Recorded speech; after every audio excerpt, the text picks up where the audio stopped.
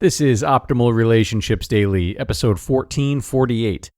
The Reason Companions Feel Abandoned All the Time, and What to Do About It, by Dr. Kelly Flanigan of drkellyflanigan.com.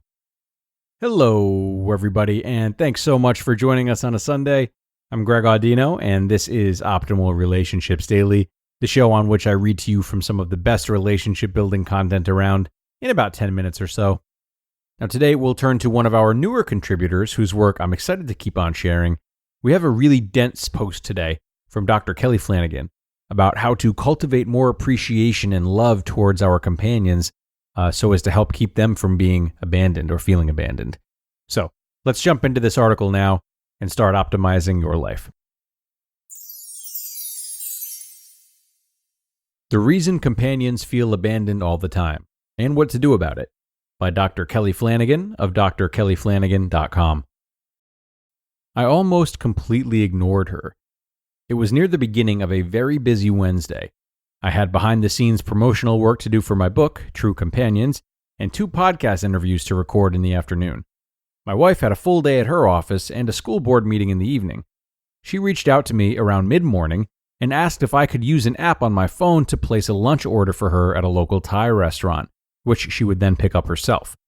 I glanced at the text preview on my lock screen and went back to work. Fortunately, I was saved from the kind of inaction I would later regret by a word that popped into my head. I'd explained the word to a client earlier in the week. The word was habituation. The dictionary defines habituation as the reduction of psychological or behavioral response occurring when a specific stimulus occurs repeatedly. For instance, let's pretend that when I put on my blue jeans these days, they are for some reason quite a bit tighter and less comfortable than before the pandemic. Just pretending, of course. Little creative license. Ahem. At any rate, when I put on my blue jeans first thing in the morning, they feel constrictive. I'm aware of the fabric squeezing me in unpleasant ways. By the end of the day, I don't notice them at all. Why? Because my nervous system is programmed to quit processing the data.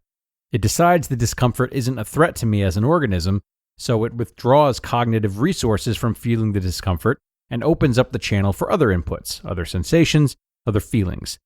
We habituate to uncomfortable things. We habituate to pleasurable things as well. My last sip of coffee in the morning never tastes as flavorful as the first. My taste buds have habituated.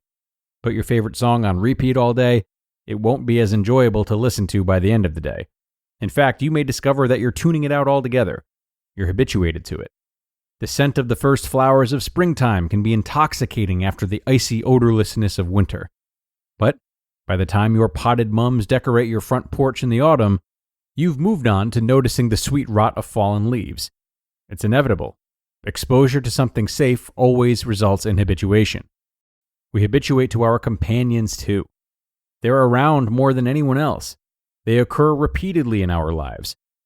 The things that once tickled us about them become things we don't even feel anymore. The things that once got our attention have been filed away as safe and unimportant, and our nervous system redirects our attention to other concerns. For instance, when your favorite person in the world asks you to do them the smallest of favors, to order her lunch, just a few minutes and a few taps on a device, just a few calories expended to get her the calories she needs for her day, and you barely even notice the request, let alone consider acting on her behalf.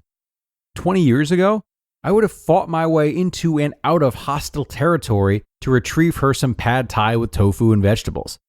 Now, I'm habituated. Now, I save my attention for the fresh concerns being thrown at me all day. Is it any wonder we can feel abandoned and isolated at times in even our closest relationships? We're wired to abandon each other in these small ways. Fortunately, we are also wired to reverse our habituation. According to research by Stanford psychologist Laura Carstensen, which I present in True Companions, the priming of our fragility can radically reorient us. It's what happens when you let in the awareness that all of life, the whole hard and holy ride, everything you're traveling through and everyone who's traveling with you, is temporary, impermanent, transient, fragile. The dictionary defines prime as to prepare or make ready for a particular purpose or operation.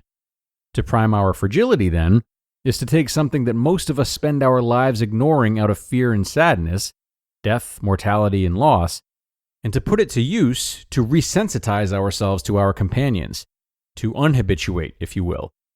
Carstensen says that the inevitable effect of priming our fragility is to become more present to, more grateful for, and more loving towards our truest companions. On a Wednesday morning, I let my fragility be primed. It made my companion more beautiful than mums in the autumn, and I ordered her some noodles.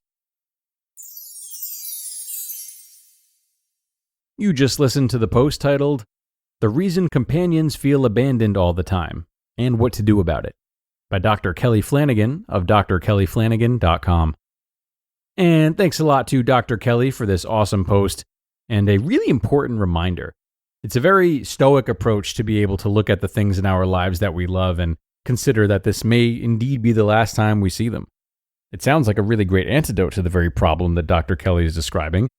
However, I would argue that even this sense of awareness and brave introspection can be subject to habituation as well. Can we get so familiar with that kind of intensity that even it stands to lose our attention? Most likely, says I. And with that being said, I encourage you to take this post and apply it, but be patient with the natural ebbs and flows. It's only human to go through phases of a lack of gratitude and appreciation, even after we try our best to be more present. So trust that making those efforts towards presence are enough, and that they're noticed, and that they do make a positive difference for you over time.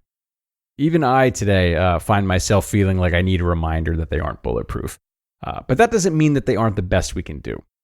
So I hope that gives you something to think about, everyone, and that you have a good takeaway from this article. It is time to wrap up, unfortunately, but I thank you for joining me today and listening until the end. And I will see you in our weekly bonus episode, which is live now. So be sure to check that out. That's where your optimal life awaits.